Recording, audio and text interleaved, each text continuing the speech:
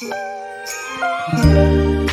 们现在背后就是宜家啊，今天选了一个户外的场景，对，风和日丽。然后这一集其实是个连续剧，对，老王对我这个生日礼物还买了1毛，啥玩意儿啊？你看，这最近刚刚澳洲的宜家新上的一款，对吧？这是它新上的一款，这个 logo 大 logo 在这儿。对，宜家已经开始进入 fashion 界了啊。其实早就进入 fashion 界了。它这款衣服啊，比如衣服就是连衣服带一些小的周边啊，一些装饰啊，是在去年的时候，首先是在日本的元素，东京的元素，它做了这样的一个产品的发布。像宜家的最近的一次非常火爆的联名，就是跟那个 Off-White 总监Virgil 他们做了一次这个联名。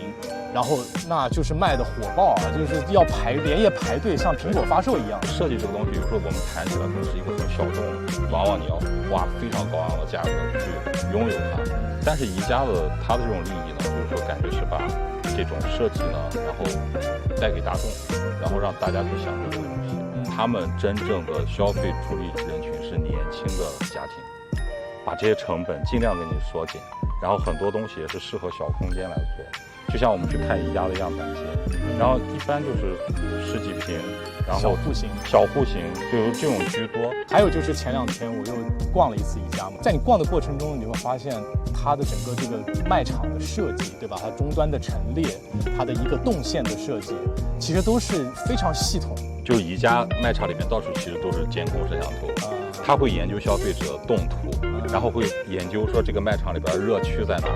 大家都觉得宜家就是卖一个家居产品但是其实宜家背后是一个很大的地产集团。宜家的厂房，宜家的这些店很多都是自己花钱买下来的。没错，他们的策略就是我买地，然后我自己去。对，因为他们坚信一点，建筑材料和地皮的价格是永远在上涨的。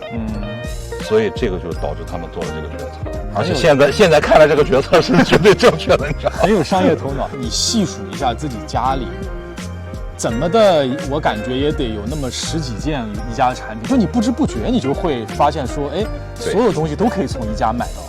就是它的品类已经贯穿到你生活的各个角落，对吧？你看现在衣服、衣食住行就差行了，说不定哪天宜家跟特斯拉出一款电动车，对吧？这个也不是没有可能。对。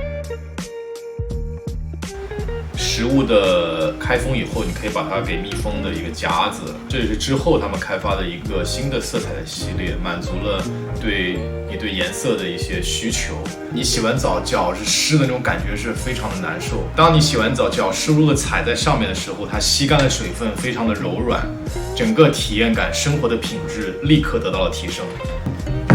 这把椅子呢，其实构造非常简单、非常简洁、非常容易去拼装。然后几把椅子它可以罗列在一起，这把椅子据说是致敬这个芬兰的国宝级设计大师阿尔托的那把经典的3角椅。那这个东西你怎么看呢？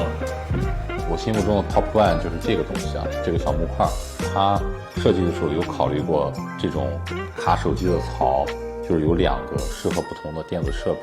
我觉得这种设计有可能是用其他产品的一些边角料来做的，所以它的价格是非常的便宜。然后这个挂钟呢，我当时喜欢它是因为它这是一个不规则形状，就是说看时间啊，当然就它的功能性可能稍微差点意思，就不会读的那么精准。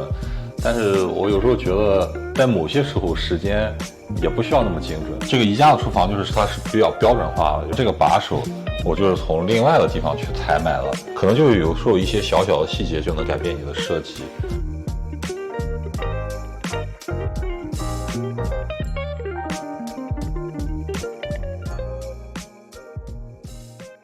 里面还有虾酱、鱼子酱，你知道吗？试过吗？没试过。小龙虾小龙虾每年有小龙虾什么节是吧？对，瑞典小龙虾节，怎么又跳到小龙虾？